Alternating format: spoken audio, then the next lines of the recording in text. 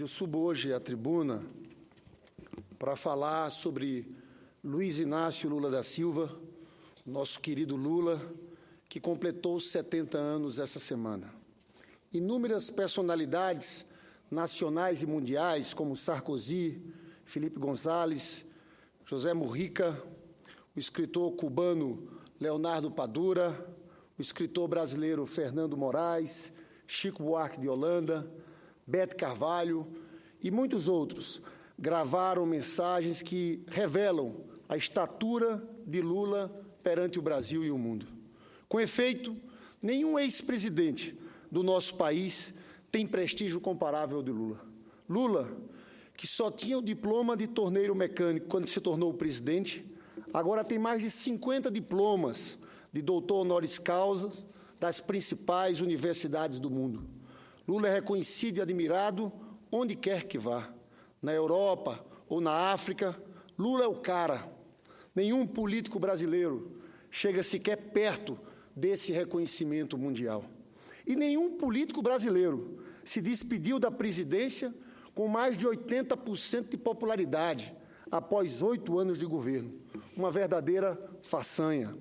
Façanha que entra no terreno da impossibilidade, quando se leva em consideração que Lula enfrentou e enfrenta uma campanha constante, mentirosa e imoral, que tenta desesperadamente desconstruir a imagem e o legado do melhor presidente da história do Brasil.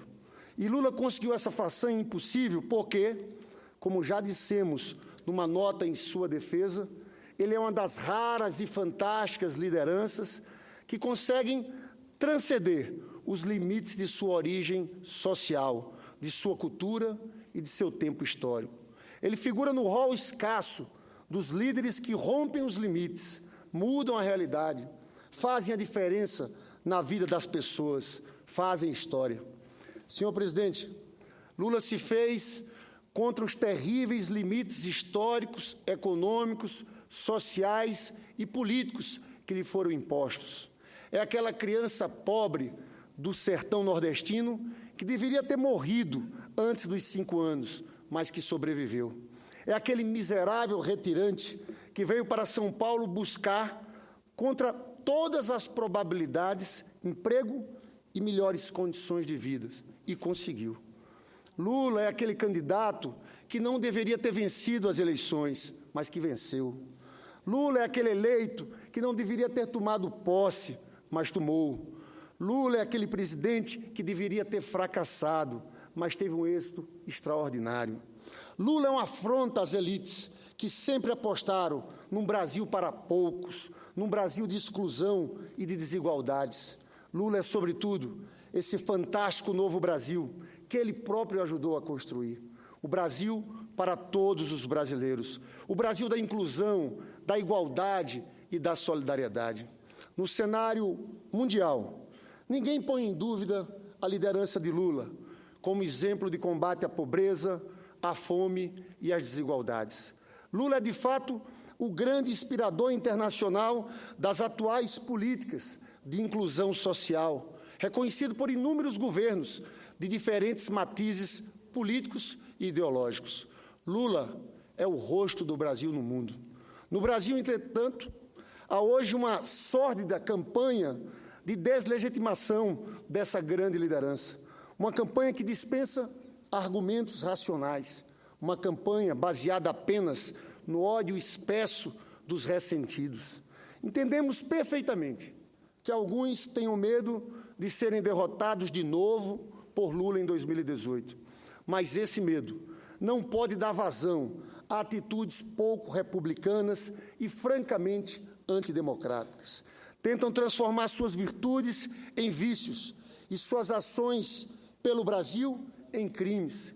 Insinuam de forma leviana, acusam sem provas, distorcem, mentem e insultam. No vale tudo contra Lula, vale até mesmo usar o recurso torpe de expor seu defeito físico, o que revela incurável defeito de caráter. Agora vale também atacar sua família, numa mal explicada e mal justificada reviravolta da Operação Zelotes, que, em vez de investigar grandes empresas sonegadoras, como programado, volta-se contra um dos seus filhos, com a base frágil de ilações geradas por notícia de jornal partidarizado. O problema, senhor presidente, é que esse vale-tudo está ameaçando transformar nossa democracia num vale-nada. Além da ameaça à democracia, o vale-tudo ameaça também o calendário. No último dia 26, também comemorou-se um ano da reeleição da presidenta Dilma Rousseff. Reeleição muito dura e disputada. O ano de 2014 foi, de fato, muito duro e desafiador. Não imaginávamos, contudo, que o ano de 2014 se prolongaria até hoje. Foi-se o Natal, o Ano Novo, mas parte da oposição nem percebeu. Não percebeu sequer que fora derrotado legitimamente nas urnas. Num processo suicida de ataque aos fundamentos da democracia, tentaram até mesmo deslegitimar o voto dos eleitores pobres e nordestinos. Questionaram a lisura de um sistema de votação elogiado em todo o mundo. Tentaram e tentam criminalizar práticas orçamentárias decorrentes de crise fiscal e já adotadas em outros governos. Contestaram intempestivamente contas de campanha previamente aprovadas na Justiça Eleitoral. Tentam criminalizar também doações eleitorais lícitas e transparentes. É, como afirmamos, um vale-tudo sem limites. Senhor presidente, enquanto 2014 não acabar para os oportunistas, enquanto todas as forças políticas do país finalmente não virarem a página da última disputa eleitoral, encontraremos dificuldades desnecessárias para superar a atual crise. Estou, como todos sabem, entre aqueles que são críticos ao presente ajuste fiscal. Considero, por motivos que não vou discutir hoje aqui nesse pronunciamento, que algumas medidas do ajuste, somadas ao aumento da taxa de juros, são contraproducentes para a recuperação econômica do Brasil. Assim, gostaria de enfatizar que ajustes têm riscos, mas, ao mesmo tempo, reconheço que esses são riscos relativos, riscos administráveis, com mudanças nas medidas propostas e correções nas doses dos remédios. O risco do golpismo é, porém, absoluto, não administrável. Erros na condução da economia podem ser corrigidos, crimes contra a democracia, não. A dose do golpismo é sempre letal, letal para a democracia, letal para todos, letal para o país, para o nosso futuro, letal até mesmo para a economia, pois o clima político deteriorado pelo golpismo esteriliza os esforços em prol do equilíbrio das contas públicas e tende a impedir a recuperação da confiança de investidores e consumidores, objetivo último de quaisquer ajustes. Senhor presidente, se todos tiverem compromisso efetivo com a democracia, todos sairão ganhando. A nossa população, povo brasileiro, não está gostando nada desse clima político que só gera pessimismo artificial e insegurança. Na última semana, a pesquisa do Ibope revelou claramente grande insatisfação do povo em relação a todos os políticos.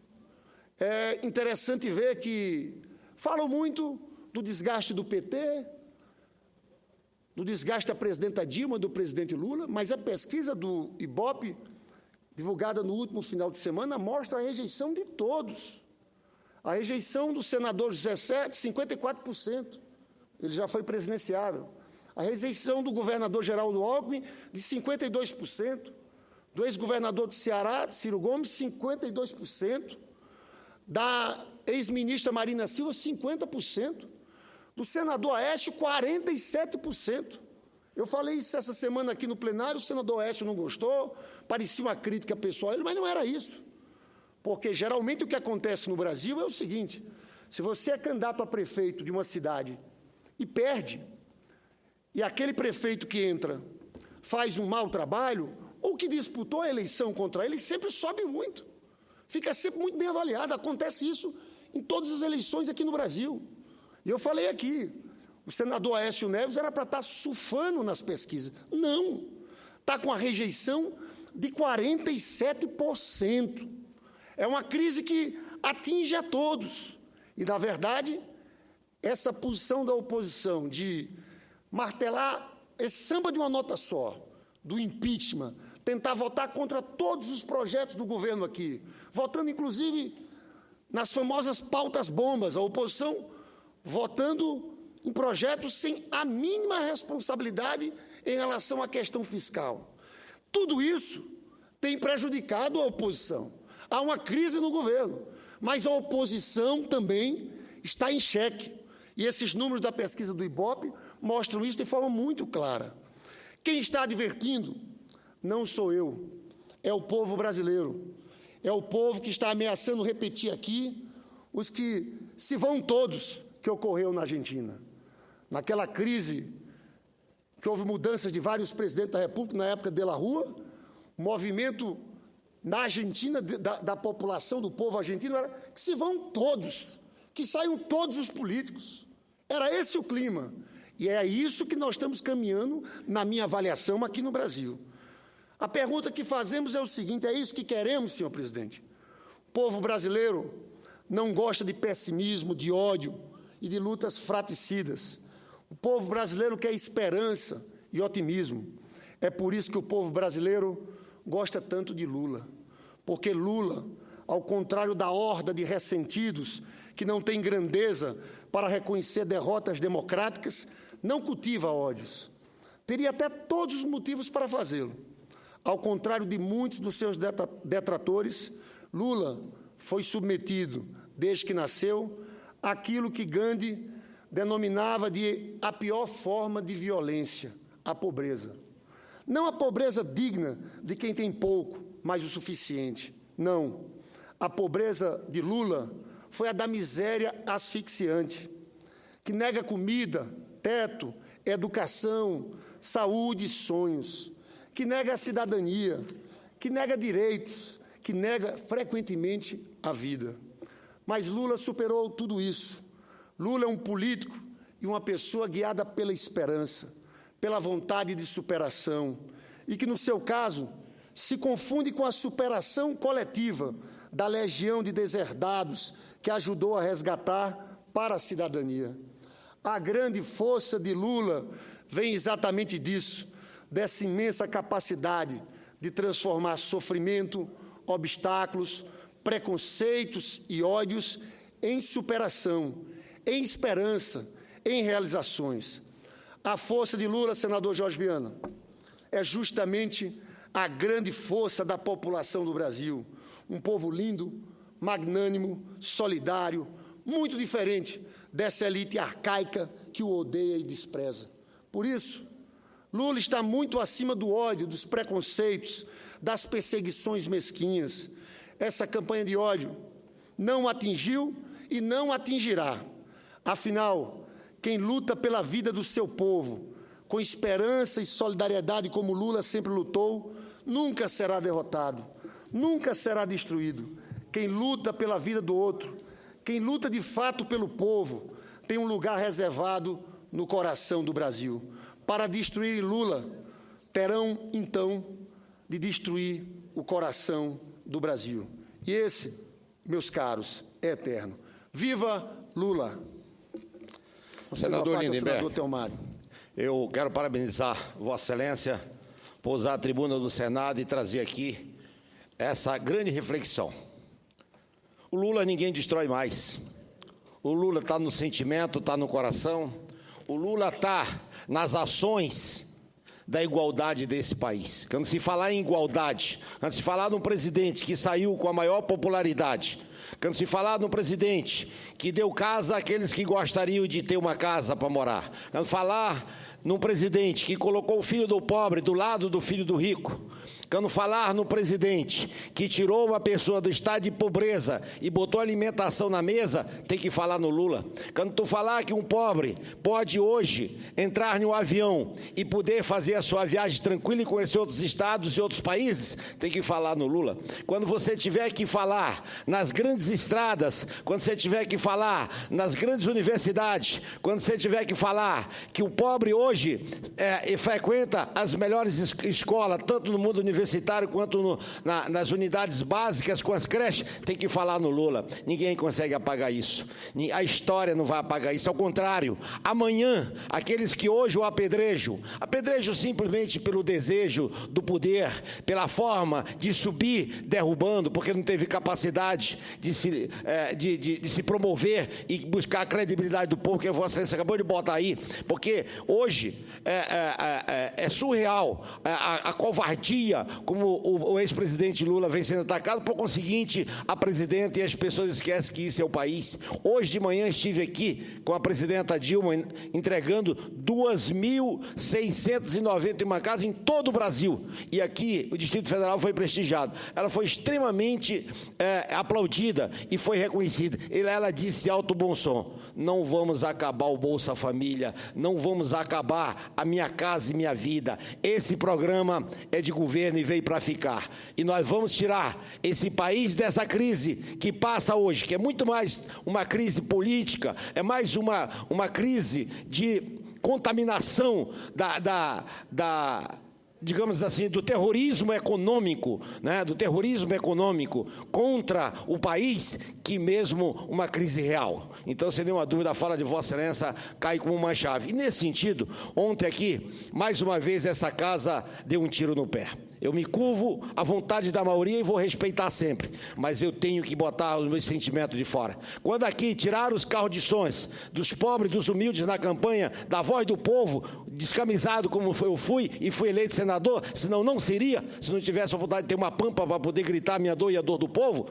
Quando tiraram aqui no Senado, graças a Deus fizemos uma campanha violenta na Câmara e retornamos, porque senão seria uma grande injustiça. E ontem, aqui nessa casa, se aprovou-se uma lei do terrorismo, num país que não tem terrorismo, num país que o povo aprendeu a gritar a sua dor, num país que as pessoas já aprenderam a ir para a rua para mostrar a sua vontade, o seu desejo e encaminhar, a única forma de encaminhar a política, uma política de qualidade e uma política para servir a nossa população. Eu lamento profundamente que amanhã um ribeirinha do Amazônia, ao segurar uma embarcação, ao fazer qualquer movimento, possa ser um terrorista. Eu fico muito triste se amanhã o sem-teto invadir um órgão público ou impedir a entrada de um órgão público seja também considerado terrorista. Amanhã eu fico preocupado em ver os professores, a escada do desenvolvimento humano, gritar pelo melhor salário, gritar por uma qualidade de vida melhor e ser considerado terrorista. Eu fico muito preocupado amanhã ver os nossos índios, o povo original do nosso país, gritar pela sua terra, gritar pelos seus direitos, serem considerados como terrorista. Eu fico muito com medo disso. Em pleno século XXI, o Brasil retrocedeu ontem de forma que me deixou extremamente triste. Muito obrigado, senador Theomário, pela parte. Eu também concordo. Eu acho que o projeto que foi aprovado ontem sobre terrorismo abre caminho para criminalizar os movimentos sociais. E faço um agradecimento pela parte que Vossa Excelência fez, falando do nosso presidente Lula, que inclusive hoje está aqui em Brasília. Tivemos há pouco ele na reunião do Diretório Nacional do Partido dos Trabalhadores. E eu queria dizer ao presidente Lula o seguinte: nós vamos estar firmes junto com ele para enfrentar essas adversidades. Porque a maldade que fazem no dia de comemoração dos seus 70 anos, parece que fazem para coincidir. Então, no momento que atinge a família do presidente Lula, eu só quero dizer isso a ele: nós vamos estar firmes do seu lado, presidente. E eu falo aqui como senador, mas eu tenho certeza que a maior parte desse povo, do povo trabalhador, do povo mais pobre, está ao lado do presidente Lula. E é impressionante quando eu falei da pesquisa do Ibope, porque mesmo em cima desse tiroteio todo, ele aparece liderando as pesquisas, é o primeiro colocado. E, na verdade, quando querem atacar o Lula, eles querem atacar os trabalhadores. Há uma grande ofensiva para a retirada de direitos de trabalhadores, para a diminuição de salários. E ao atacar Lula, porque sabem que Lula é o grande representante dessa parcela da população, que a liderança do Lula se alicerça aí, nessa confiança do povo mais pobre do país. É por isso que atacam o senhor, presidente Lula. Nós vamos enfrentar esse pessoal que está com medo da sua força, que está com medo do Lula em 2018. Nós vamos enfrentar esse pessoal e tenho certeza, presidente, que que nós vamos vencer as eleições de 2018 com Lula novamente na presidência da República. Só um pouquinho, eu não podia deixar de concluir, que é importante, e o presidente vai compreender isso. Getúlio Vargas, que também foi presidente por 2 mandatos como o presidente Lula, que na última hora, sentado na cadeira, ele tinha 3 alternativas: ou se curvar aos conservadores, aos poderosos, ao poder capitalista internacional, ou se curvar, ou se rebelar e ser deposto, ou fazer o que ele fez. Saiu da vida para a história. E hoje, a humanidade ou tem aqueles que estudam um pouco e que alguns tentam trazer, sem nenhuma dúvida, como os pais, o pai dos pobres. O Lula, ele não vai dar um tiro no coração, que o povo precisa muito dele. Ele vai lutar, ele é um guerreiro, ele é um gigante. Ontem eu fiz uma visita de cortesia a ele e levei lá a minha solidariedade. Solidariedade de um filho de uma empregada doméstica, de um homem que hoje pode ver um índio sendo médico, de um homem que pode ver um preto sentado do lado de um louro dos olhos azuis numa universidade federal pela iniciativa de uma política pública igualitária implantada por ele. Então, Lula, ele já está na história. Ele é o pai dos pobres. Muito obrigado, senador Theomar. Agradeço ao senador Jorge Viana pelo tempo concedido. Muito obrigado a todos os senhores senadores e senadoras.